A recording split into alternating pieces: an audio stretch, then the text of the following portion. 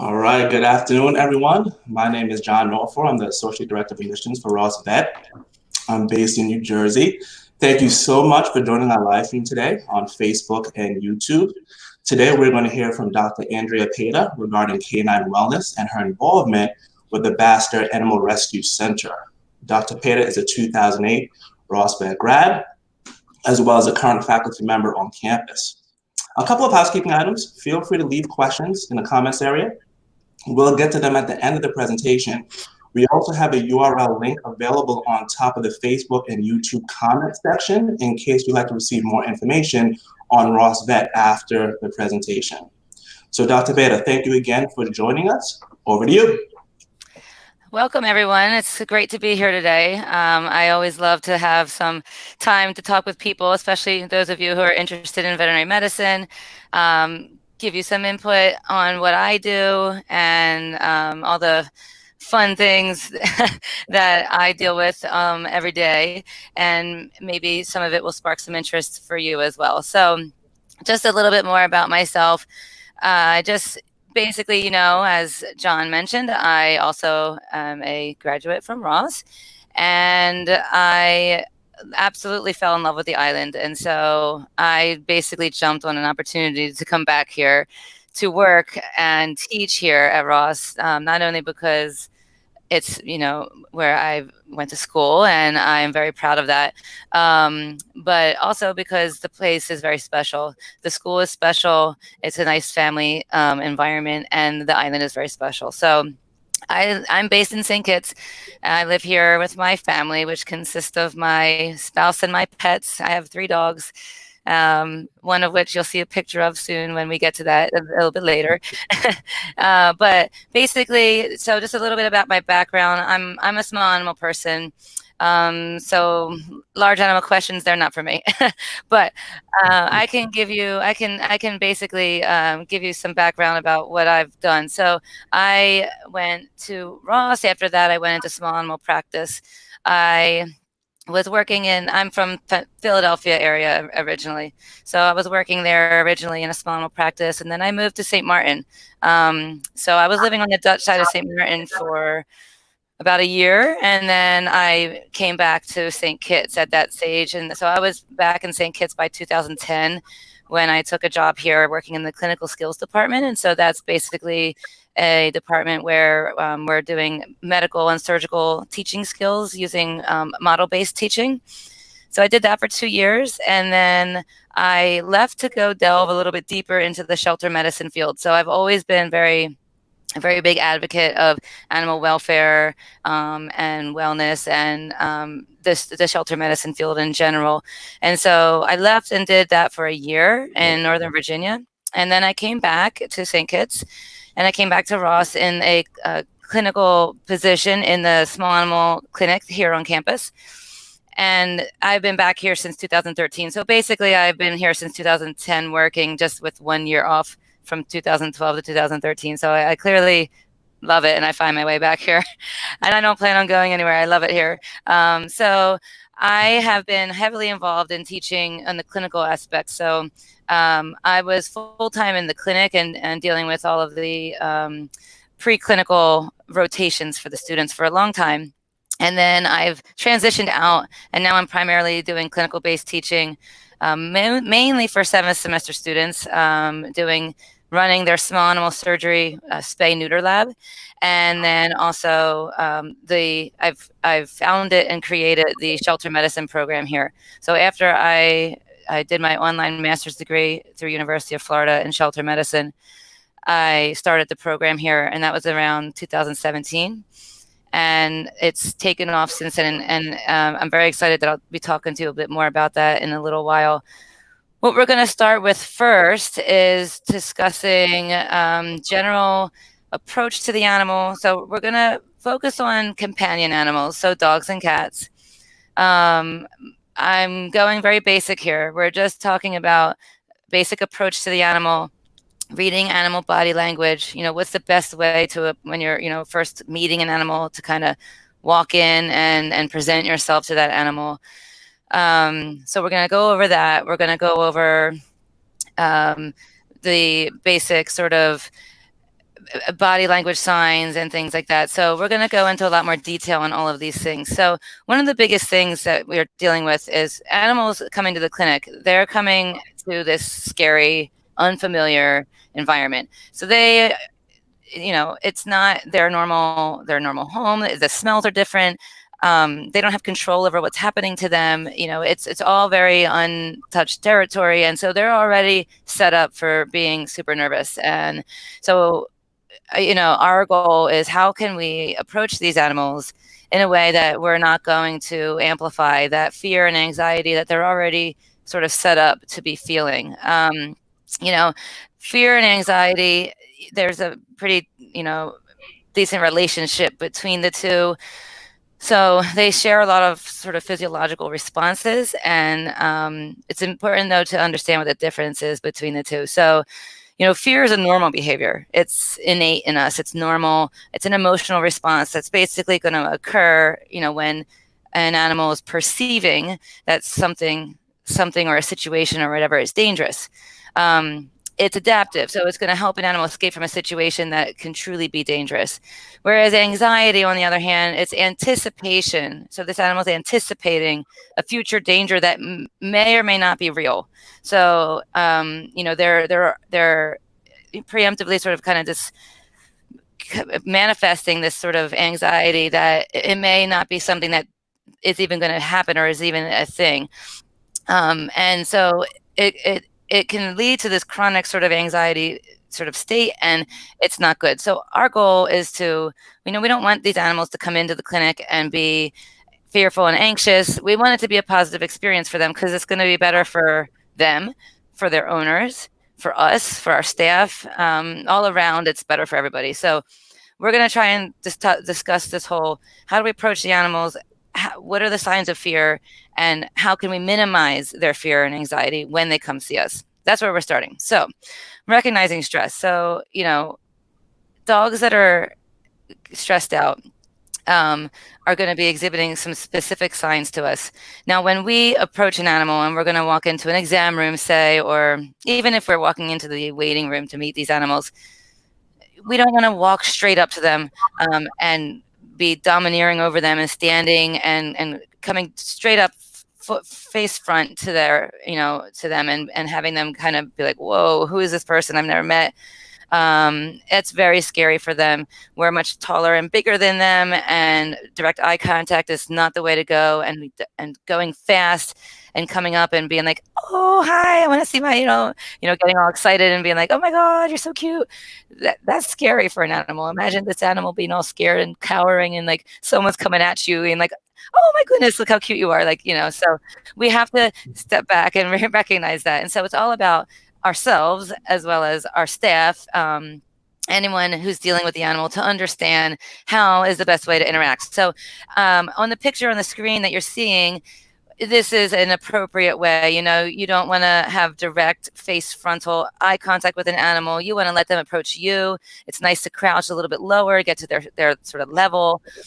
Don't, again, look them directly in the eye, and let them come to you. You're giving them the choice to approach you rather than you forcing yourself upon them.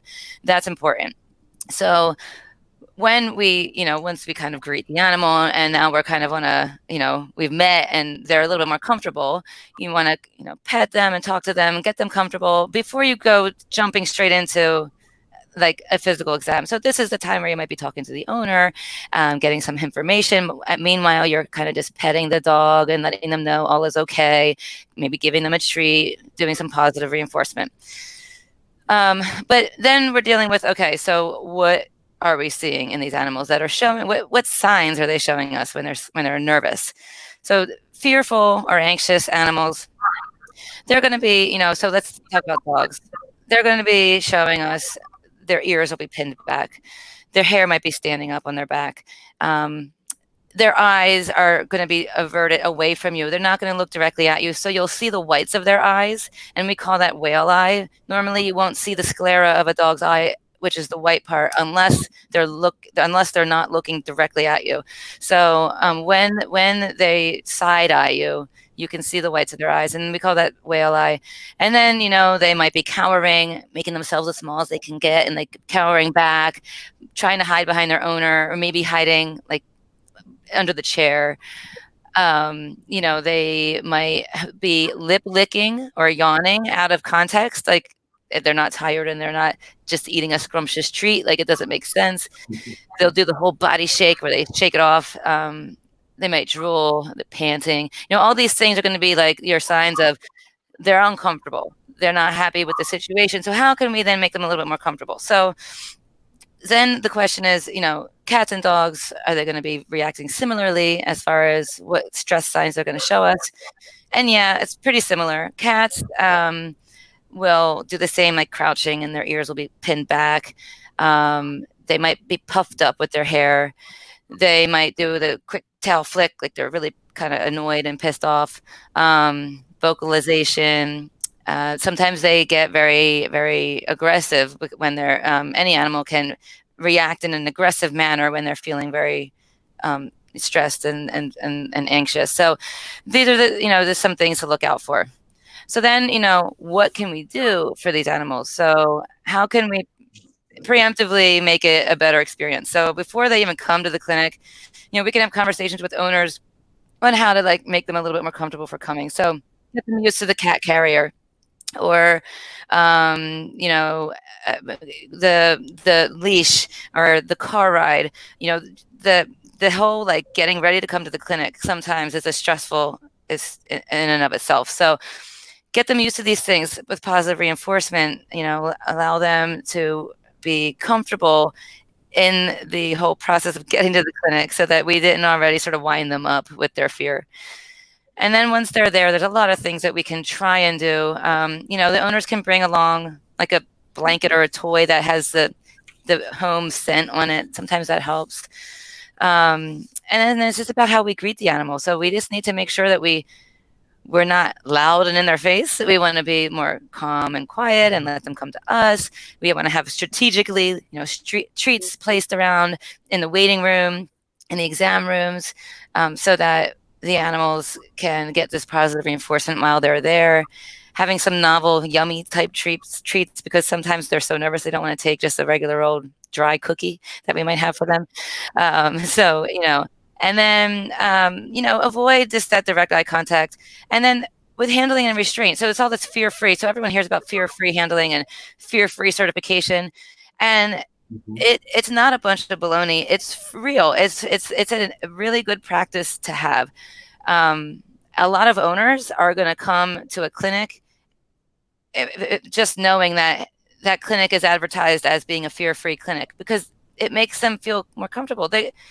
Sometimes owners don't even bring their pets to the vet because it's too stressful on the pet. Therefore, it's too stressful on the owner, and they don't want to feel that stress, and they definitely don't want their animal to feel that stress. So if we can do something to make it a positive experience, they're going to come, and they're going to spread the word. Hey, this place is great. They really handled my animal really well, and that's going to stick in their head. So we want to do everything we can. So, when we're like looking at these animals, we might want to minimize restraint. You don't want to be manhandling them. That is going to be a negative experience for them. There's a threshold that you get to where you just don't go beyond that threshold with an animal. Sometimes it's not working out, and it's best if we, abort mission, let the animal calm down and maybe come back when it's not as stressed out. Or maybe sometimes you even have to provide it with some sedation because it's just beyond its threshold, and it's not fair to the animal to force things upon it, because it's just going to set it off in a negative spiral.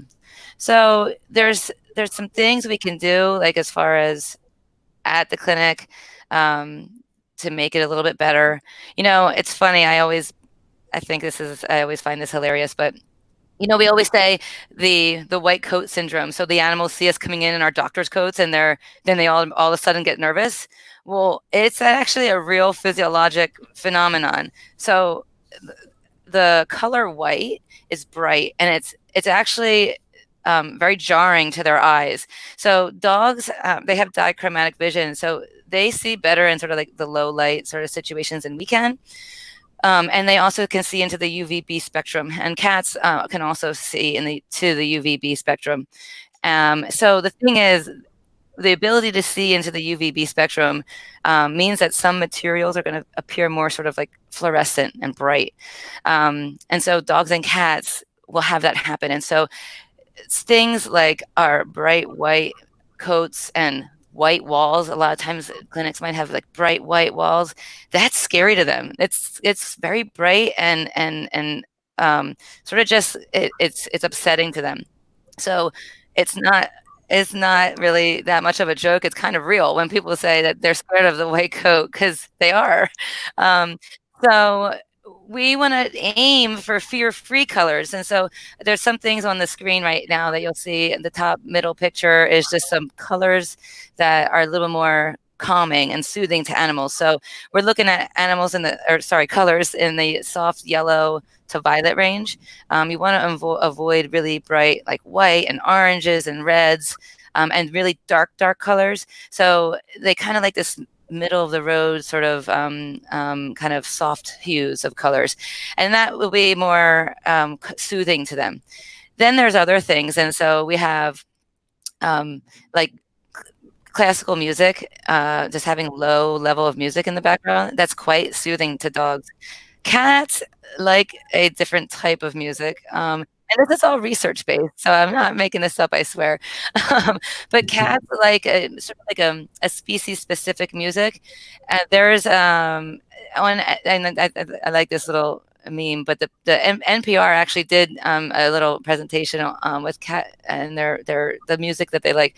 It's got like little bird chirpy and little kind of more high pitched noises. But again, like kind of smooth and soothing. So anyway, the point is music in like, not loud, really loud music, but nice background music that can be very soothing to them. There's different things like, we do some treat things where we can have like a little, the little like tiny mini paper cups or Kong treats or something like that, where you stuff a bunch of either peanut butter or baby food or something yummy, Cheese Whiz, freeze it, and then it becomes more difficult. Like, so they don't eat it in 2 seconds. And then you could someone like your assistant, your technician can be holding that in front of their face and they love it and they're licking it. And then you can be doing your whole exam and they're just like, okay, cool. I don't care because I'm eating something really yummy. So that's another way. And then we have, the dogs that are really anxious, sometimes covering their face. Same with cats. So I don't have any pictures of cats with like, sometimes when we kind of cover them with a towel, and then just as long as their vision is covered, it kind of just takes away this edge and they can kind of just calm down a little bit and let you do the things you need to do. The goal is to like do these things rather than having to restrain them and physically manhandle them to keep them to stay still for your exam or the vaccine you have to give them or whatever. So the goal is to provide them with some sort of outlet that allows them to kind of just calmly sit there while you're doing what you need to do. It's not always possible. Some animals are just not gonna, be amenable to what you need to do. And again, those animals maybe are going to be the ones that you need to maybe give a little bit of sort of sedation, and maybe not like, just maybe taking the small little bit of the edge off. But for the most part, if we follow fear-free practices, we really can get through a lot of what we need with these animals. And so, anything we can do with a calming technique. The same thing goes with when animals come into the waiting room, make sure you're separating the species. Cats do not want to be anywhere near those barking dogs, or the dog coming up to their like carrier and sniffing at them, and the cat's in there like, oh my God, what's happening? So, we want to make sure that we separate them. So maybe there's a little barrier somehow in the waiting room where dogs are on one side, cats on the other, or like a dog that's super rambunctious or acting aggressive or barking and acting, a little bit kind of crazy because they're nervous and whatever, and they're excited. Get them out of the waiting room as soon as you can, like, because they're not only going to stress out other animals like the cats, but or the dogs too. So get them into an exam room. And, sometimes the waiting room, the goal is to not be in the waiting room for very long. You don't want, you might have, the owners might have to wait and you might not be ready for them, but put them in an open exam room, get them out of the waiting room. It's less stressful for the animals, for that animal itself, as well as the others around them. So anyway, it's just something else to think about. And then there's like pheromone therapy, you have Feel Away and Adaptil for dogs, and Feel Aways for cats. Just, again, we're doing whatever we can to kind of minimize, some of this stress that they might be dealing with. So those are some ways of just approaching the animal now and dealing with them in a fear-free manner. So now I want to kind of move on to what is the what is the basic approach to companion animals. You know, our goal is to build a really strong veterinarian client patient relationship. We want the owners to be comfortable with us. We want the animal to be comfortable with us, and we want to be comfortable with them. And so, as early as possible in an animal's life, we want to get these animals to come to us early on, because we can preventative medicine. We can prevent a lot of issues if we see an animal early on and if we can see them regularly. So I'm not going into medical concerns and medical issues today. I'm going to go into just basic preventative medicine. So what does that involve? And what are we looking at there? So this is a picture on the screen. That's my dog. So proud to tell you, she's a lot younger there. She's an old lady now, and she's not black on the muzzle anymore. Sadly, she's all gray, but she's still adorable. I'm a little biased, though, of course. So she actually was, these are our students. This was from a couple years back for sure. She was in for a routine thing the one day, and there was a photo shoot happening. So I was like, I volunteered my dog to be in the photo shoot. And so there she is. Now she's famous. But the point is, so this slide is just showing, okay, we're doing a physical exam. Okay, basic wellness, physical exam. So every animal, I mean, you with your own skills of taking a good history from an owner and performing a physical exam, that alone can give you so much information to the point of you will be formulating what you think is wrong with this animal in your head without even having had to perform diagnostics. Diagnostics like blood work and x-rays and other things like that, they're going to be things that you do to help confirm your suspicions.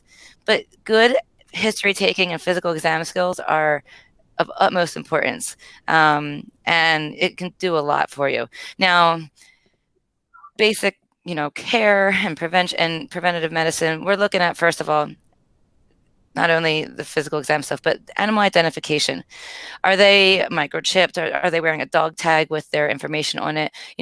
How are we identifying them? Number one, and number two, if they get lost, how are they going to get returned to their owner? And then we're looking at basic husbandry. So the things that we want to talk to owners about, and this is not something that we have control over, but we do in a sense because we can educate owners on proper husbandry practices. And that's going to include like their housing. How are they housed at home?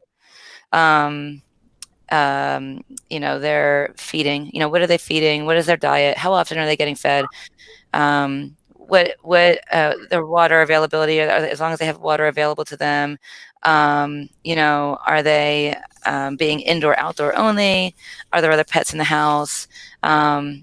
Grooming them, bathing them, exercising them, providing them with enrichment. So these are all things that it's not something that's part of what we're physically doing during a physical exam, but it's our educational portion of that, of our speaking with the owner and providing them with key facts of what is going to be the best practices for having their animal be a happy, healthy animal. So I know many of you probably have animals yourself, and you already have a whole lot of experience just with your own pets. You might not have a whole lot of medical background yet if you're just a prospective student that hasn't come through a program yet. You might have some experience because maybe you've been working as an animal assistant or a technician. And so, you might have varying degrees of experience out there. But it's our own pets that often, or even our friends' pets or our family members' pets, that give us a lot of the background experience of like that sort of handling and knowing how to, care for and provide responsible pet ownership. So, the other things that we're looking at. So preventative medicine, like I said, physical exam, vaccines. The goal is to prevent a disease from happening so that the animal stays healthy. Like that's what we want. We don't want the animal to get sick and then have to come to the hospital, and then the owner has to spend hundreds or thousands of dollars to get treatment.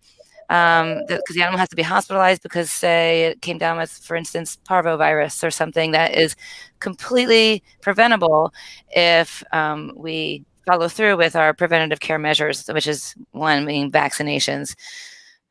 Then there's things like intestinal parasites and ectoparasites, meaning fleas and ticks and things like that they're so easily preventable if we are able to get owners on board to be compliant and to provide these preventative medications at home. And so we're looking at, that we're providing, the education and the services for exam vaccines, deworming, flea, tick, and heartworm prevention.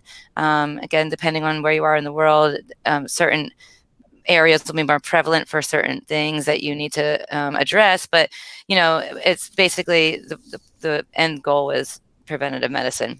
Some animals, every year they should get a blood test, whether it's just a simple snap test that's making sure they don't have heartworm or tick-borne disease.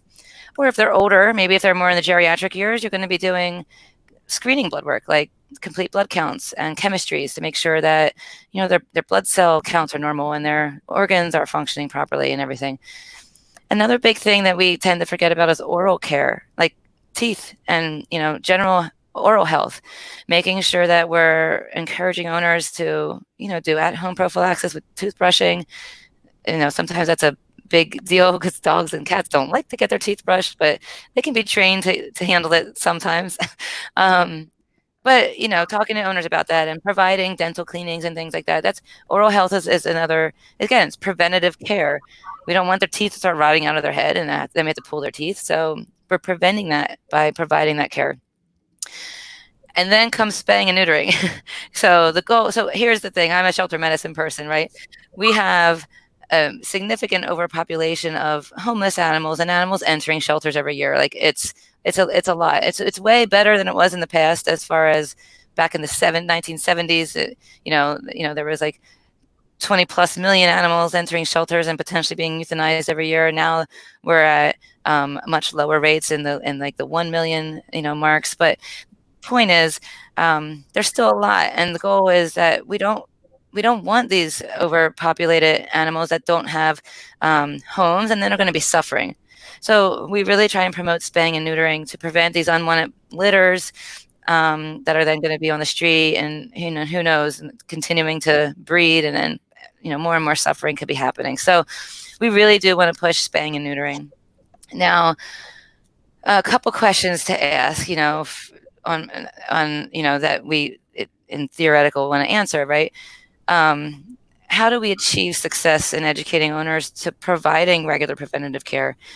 Not only, wherever you are, wherever you're practicing, like how do we do that? How do we do that here in St. Kitts? So we're dealing with it physically here in St. Kitts, whether we're dealing with it in the States or in Canada or, Europe, wherever we are.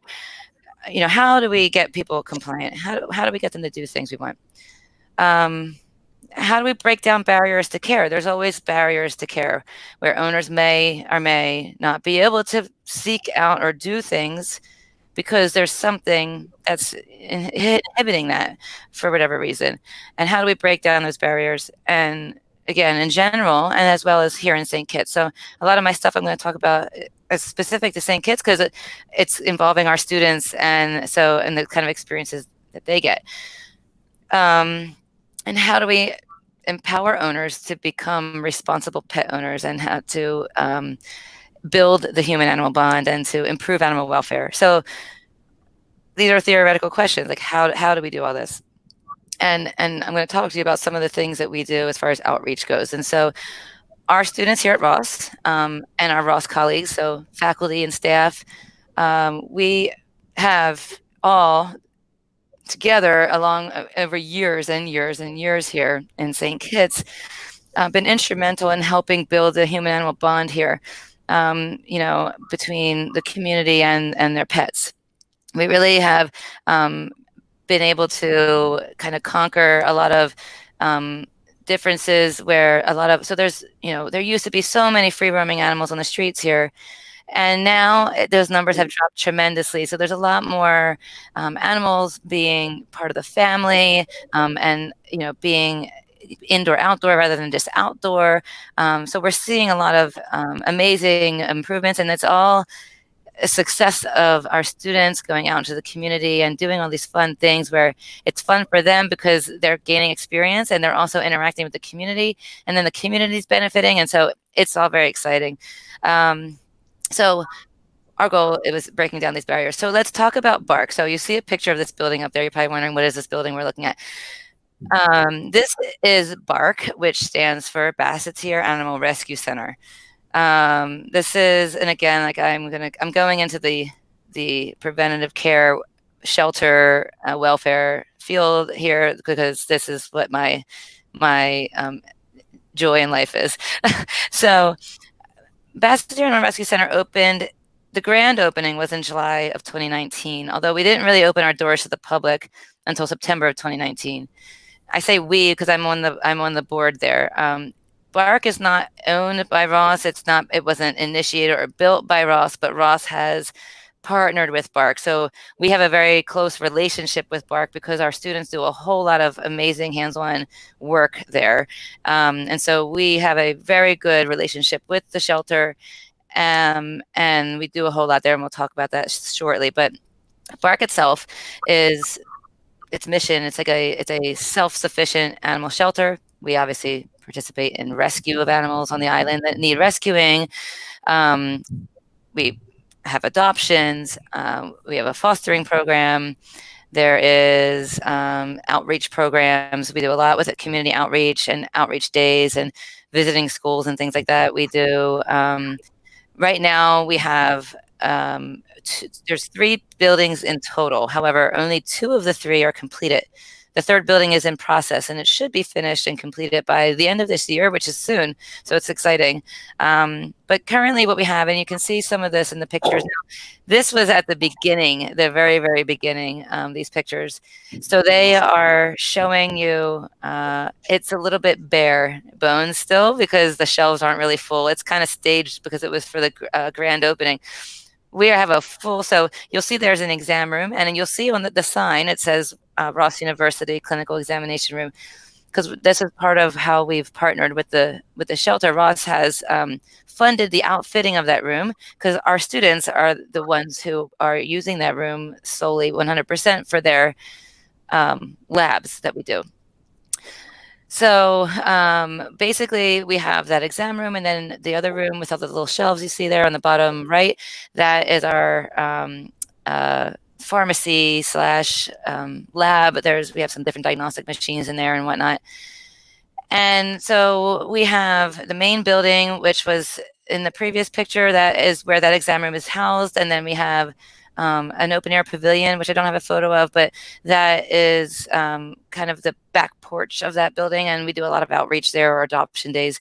And then this building that you're seeing here, and you can see some of our dogs in the picture, that's the outside portion of the kennel runs. And so this is our first kennel building. There's 6 double compartment runs, and you're seeing 5 there because one of them, which is all the way at the very end, is not exposed to the outside because it's separated from the rest, and it's an isolation kennel in case we have any dogs come down with infectious disease. But the rest of the 5 are normal inside outside double compartment with the guillotine door kennel runs, and there's also a kitchen and a bathroom and an exam room in that building as well.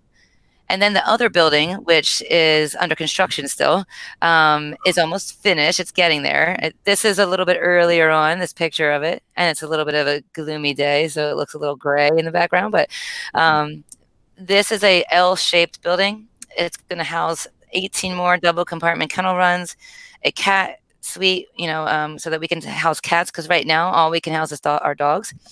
We'll have a cat suite, we'll have a cat isolation area, we'll have another exam room, and we'll have a grooming area in there. So once that's done, BARC is complete. And so we've been functioning out of BARC since September of 2019, but through the first 2 buildings. So that's sort of BARC in a nutshell. So now the question is, how are our students involved with BARC and what goes on there. So BARC is largely run by volunteers, and most of which are students. So we have students involved at BARC in a outside of school experience, this extracurricular thing where they're coming through to volunteer and help take care of the dogs that are there. So they walk them and feed them and do all the animal husbandry stuff. But then we have a major teaching program that goes through BARC. So this is one of the parts of the shelter medicine program that I helped found, which is the shelter medicine rotation. It's a mandatory rotation. It's a preclinical rotation for 7th semester students. And they come through and they basically, all of them come through. We have like groups of like 7 to 8 at a time. And we run a low-cost wellness clinic for the local community members. And so this flyer is the flyer that we kind of sent out to the community, kind of advertising, hey, we have this amazing program. And so we have a wellness package. It's super low cost. It's 50 EC, which is like $20 US. And it's including all the things that I was kind of talking about as far as what should be part of a basic wellness preventative care for an animal. So we have an exam, we have vaccine, we have deworming, 1 month of flea, tick, and heartworm prevention, a blood test for the SNAP test, which is going to look for heartworm or tick-borne disease, and a microchip. So this is a lot that they're getting, and we're able to do this with a lot of donations and in-kind donations and monetary donations, product donations from private sectors and different people. So we're able to provide this at such a low cost by doing that. And that's the thing, because this is what our goal is. Our goal is to break down the barriers to care here in St. Kitts. And there's definitely 2 big barriers to care, and that's going to be cost and it's going to be transportation that we deal with here. And so cost barrier, I just kind of really quickly, like I said, we keep it super cheap so people can afford it, because St. Kitts is booming and doing really well, but we're still considered a developing third world country. So, salaries, we're looking at minimum wage is 9 EC an hour. That's only like $3 and some change an hour compared to what we're used to in North America. It's a big difference. And so we have to make sure that we're allowing prices to be, we don't want to outprice the community. We want them to be able to have the ability, because they want to get their animals the care, but just sometimes it's not in their price bracket. So that's where we're trying to break down that barrier. Then transportation. So you see the picture here. I love this picture. This was before we were operating out of BARC, but regardless, we still use this van. That's our van. That's the Ross Community Outreach van. And that's Tariq. He's my main tech that works with me, and he's amazing.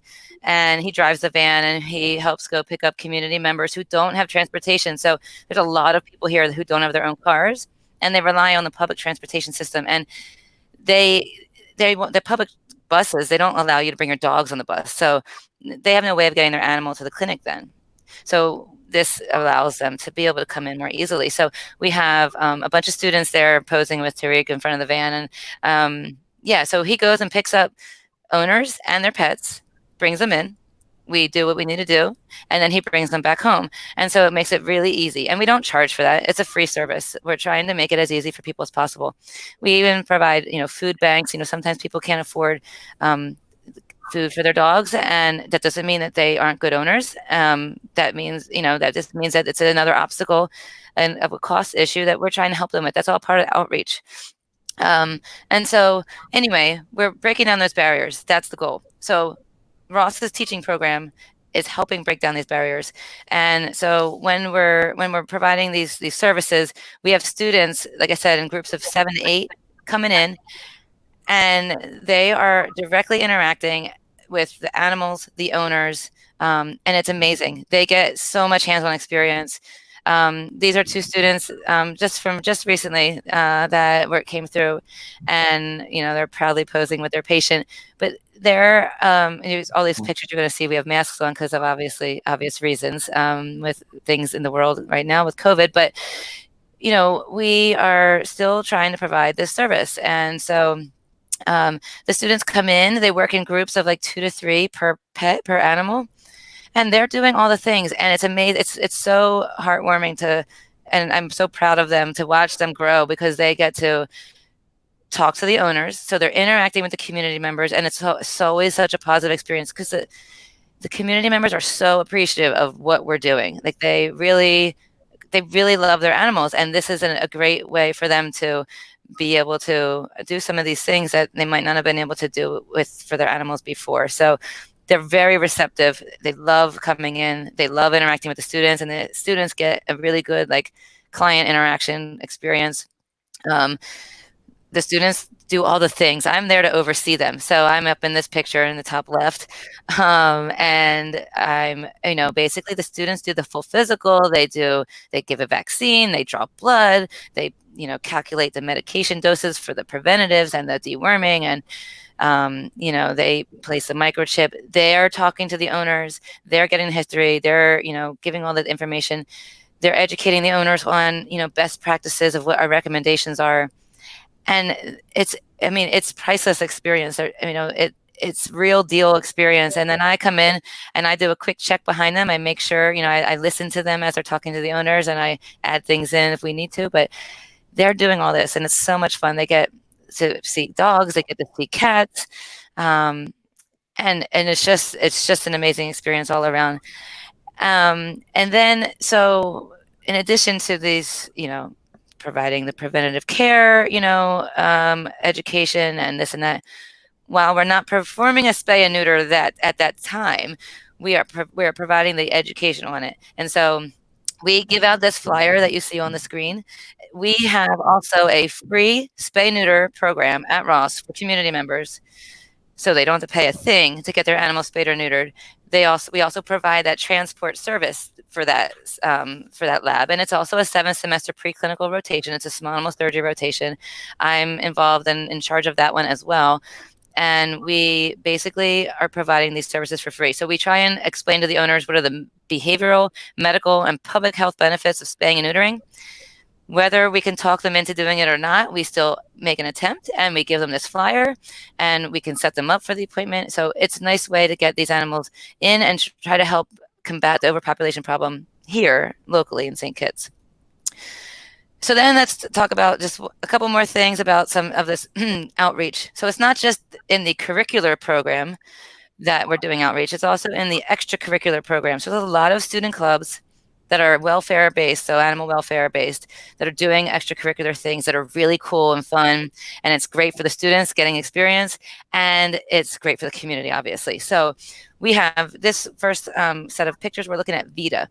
So VITA stands for Volunteers for Intercultural and Diversity and Adventure. I always have to think about what that stands for. And they have a local chapter and they have an international chapter. The local chapter, so this is a picture of all of us. I'm included because I'm one of the faculty that oversees it. There's usually I recruit a couple faculty members, a couple technicians from the clinic, and then we take a bunch of students over from the VITA Club. We go to Nevis, which is the sister island of St. Kitts, and because they have a need there too. So we want to go help there as well as right here in St. Kitts. And we go out and we base ourselves at Nevis Animal Speak. It's a nonprofit over there that deals with animal care. And we do spaying and neutering. And the students get to be, they're involved. So we're scrubbed in and doing surgery with them, but they're involved in doing it. So they're getting hands-on experience with surgery, with preparation for surgery, with anesthesia monitoring, with recovering animals, with just doing their physical exam when they first get there, talking to owners, explaining to them what's going to happen, and at the end, explaining to them the discharge instructions for aftercare surgery and things like that. So it's an amazing experience. And we go over on a Saturday. We spend the entire day there, spay and neuter a bunch of dogs, and then we do it, every once a month or once every other month or so. So it's a lot of fun. And then we have the local VITA group. So this is the picture on the left is in St. Kitts. We're partnered. The VITA group is partnered with Dr. Pike. He's one of our local veterinarians, and he's amazing. He's in that picture, kind of bending over, doing some things there in the medically to that animal. He's amazing, and he's also on the board at Bark, and we work very closely with him. And he takes our students out, and they go and do house calls. They go around to different community members' homes, and they provide free veterinary care. The club pays for it. So the Club is who's funding this free care basically for these owners. And then on the right-hand side of the picture, that's the International Vita Group. That's who they travel to Central America, usually Costa Rica or Guatemala, and they do the same thing that we're kind of doing here in St. Kitts. So going around into the community, going and doing spay neuter, but in Central America, and they're going to places in need. And they're basically working with the Vita headquarters. So the Vita is an actual thing, and it's headquartered in Costa Rica. And so we've kind of taken what they do and made our own local chapter. So that's kind of where that came from. And I've been on that trip with them. It's amazing. It's a lot of fun. And then we have our other groups. So we have, they're now the Shelter Animal Club, or the more formal name is the Student Chapter of the Association of Shelter Veterinarians. That's kind of a mouthful. So we call them the Shelter Medicine Club. But they are merged group that used to be two separate groups. It was PAWS, which was People for Animal Welfare on St. Kitts, and SAFE, which is Saving Animals from Emergency on St. Kitts. So basically, they've merged their functions, and they're helping aid in animal rescue, animal rehoming, promoting animal welfare, promoting animal community outreach, and then helping animals in need. Like, so these stray animals that are like hit by a car on the side of the road, that's the emergency sector of it, that they can pick up these animals and fund getting them, all patched up if they're patchable. Sometimes they're not, but if they're able to have a good prognosis, they get them all fixed up, they get them rehabilitated, and then they find them homes. Unless they have an owner, and then they often also help owners who are in need that can't afford emergency care for maybe some of their pet that has an emergency situation. So there's pictures up there on the left. That's our student groups going around again in the community, similar to what we saw the Vita group doing. And then on the right, that's a community outreach day. So we do these usually once every semester, so once every 4 months. We host a big community outreach day where we get tents and we set them all up, and we have stations, and we invite the community members to come to get educational material, to bring their animals. We do free physical exams. This is the students doing it though, and then us as colleagues overseeing them, but providing physical exams, providing deworming, just basic things like that. We're not doing a full medical care. We're just providing the basics, and then getting them to sign up for spaying and neutering and things like that, and just providing outreach and education and information. It's all about information spreading. Then we have our feral cat project, and that's the last group that kind of is mainly involved in this rescue and welfare. So they are a feral cat trap, neuter, return group, and they basically are helping to control the cat population on the island. And there's a lot of feral cat trap, neuter, return groups in North America. I'm sure we're all familiar with that. Lots of stray, feral cats, and I say feral like that because sometimes they're actually quite friendly, especially if people are caretaking and feeding them and things like that. But the Feral Cat Project is another one where the students, they're trapping, they're the ones performing and being overseen by us faculty members, but surgery, spaying and neutering them, giving them, dewormer and providing them basic medical care before, and making sure that they recover fully and everything's good, and then they return them to where they got them from, and they're part of the whole process. So amazing experiences in animal welfare, including medical and surgical functions. So it's really exciting that the students get to do all of this, and I'm involved in all of it with them. So I find it exciting too. So just to the last words here, one of the biggest things that I talk about community outreach and talking to the owners and providing all this, but really I always say this: the key is getting to the young people. And so we really push for, not only through BARC, but also the rescue organizations, to go out and help educate the young people. So we go to the kindergartens and the primary schools and provide this information that these young kids, they get excited about it. They have their own pets at home, so they can kind of relay it to what we're teaching them to their own pets, and they get excited.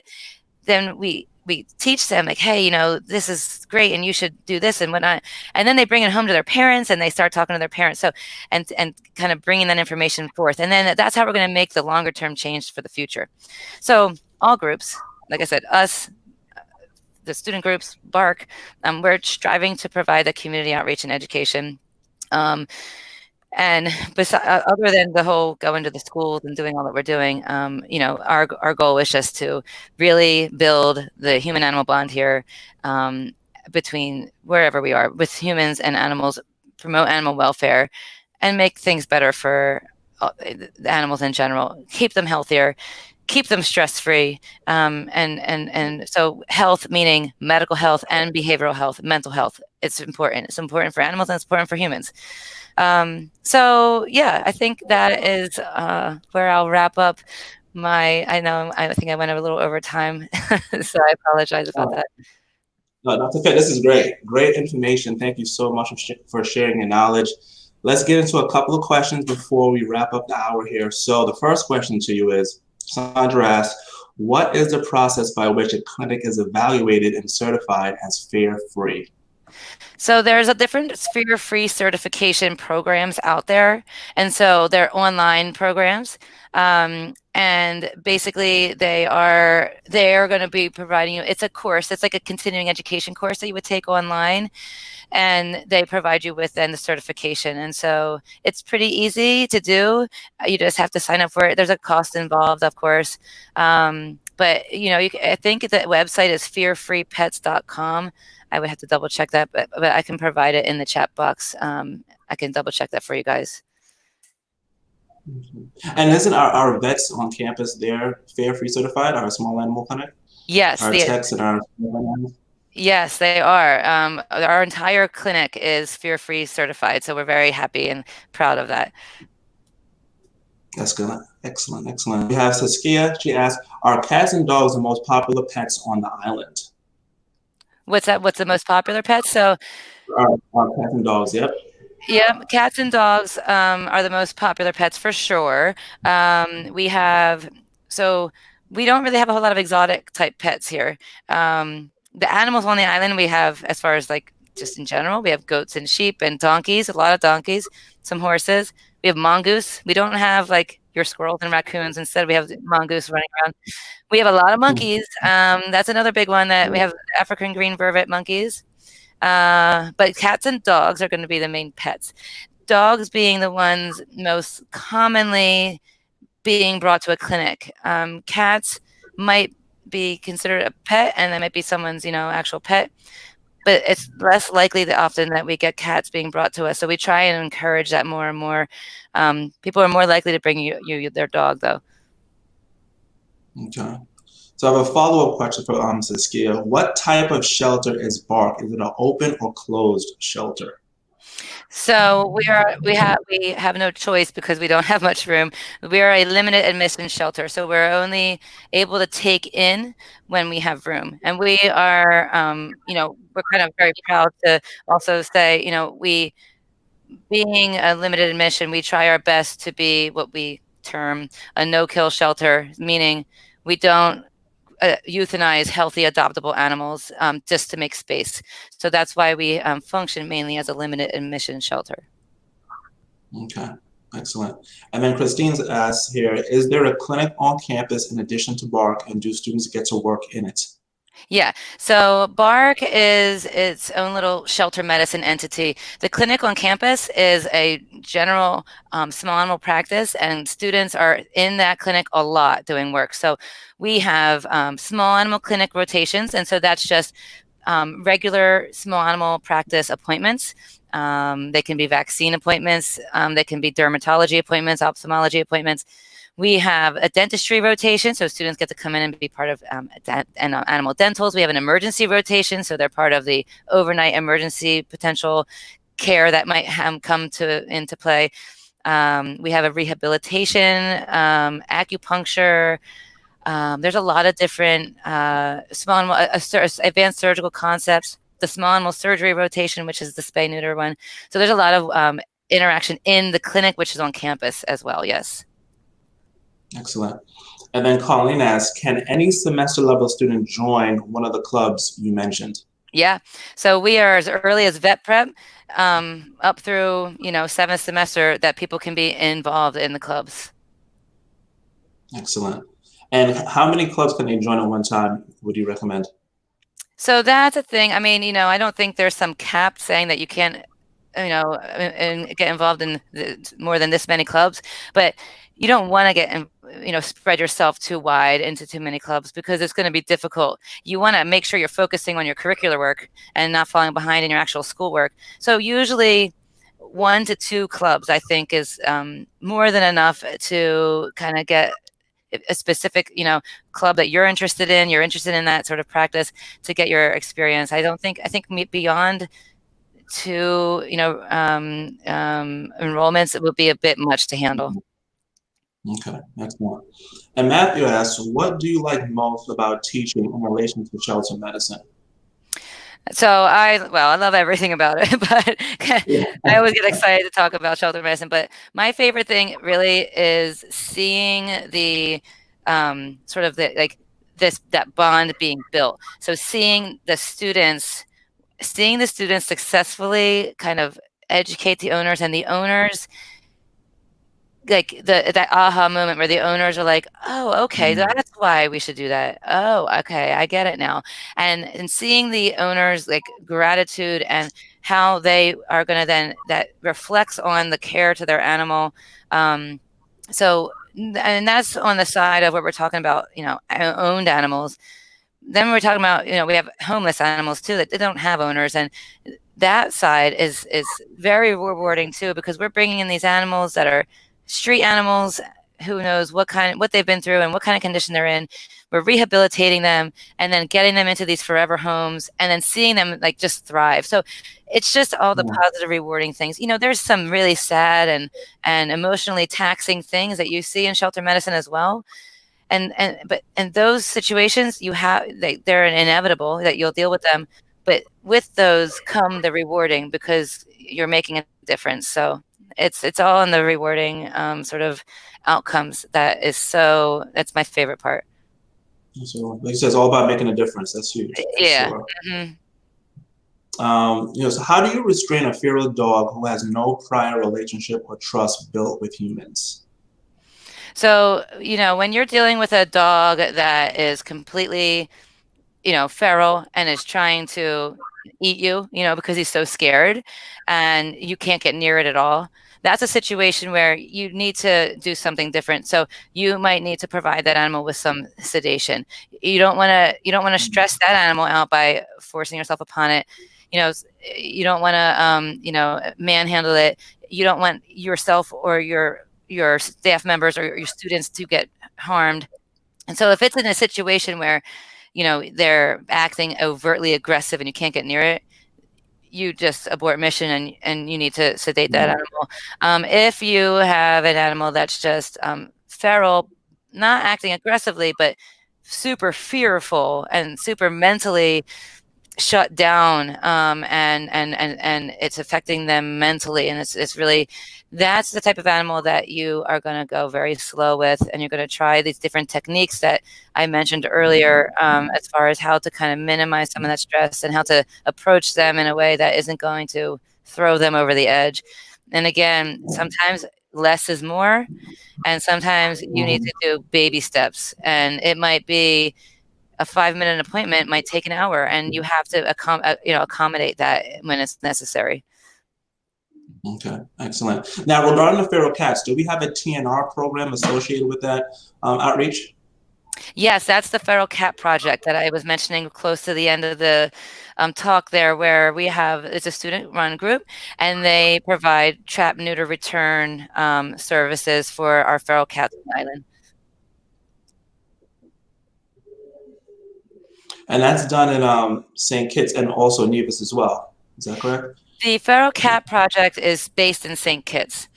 What we do in Nevis is we partner with the nonprofit over there to go over and help with their owned, or some of them are stray animals, but we don't physically go trapping cats there.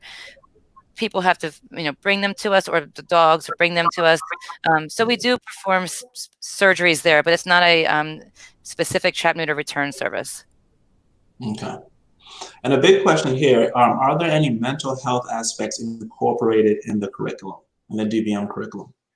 So there's a lot of support on campus as far as for the students, for mental health, sort of like coaching and helping. We have a very robust student services program here that helps coach students on mental health issues, get them through stressful situations. Vet school is very stressful. And it can be very grueling.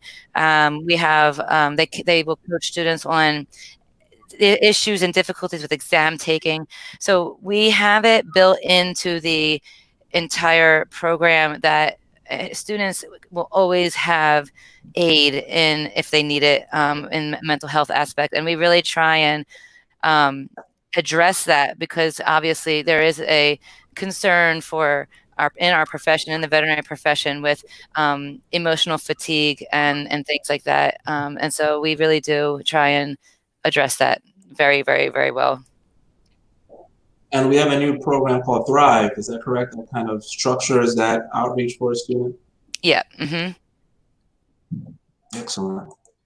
So excellent questions, everyone. Thank you so much for joining our live stream today. Dr. Peda, thank you again for your time. This was great information. For all of you out there in social media world, if you have any additional questions, please email us at vetadmissions@rossu.edu. And of course, still follow us on Facebook, Instagram, and YouTube. So have a great rest of your Saturday. Thank you so much for joining. Thank you. Thank you. Thank you, everyone. And I did confirm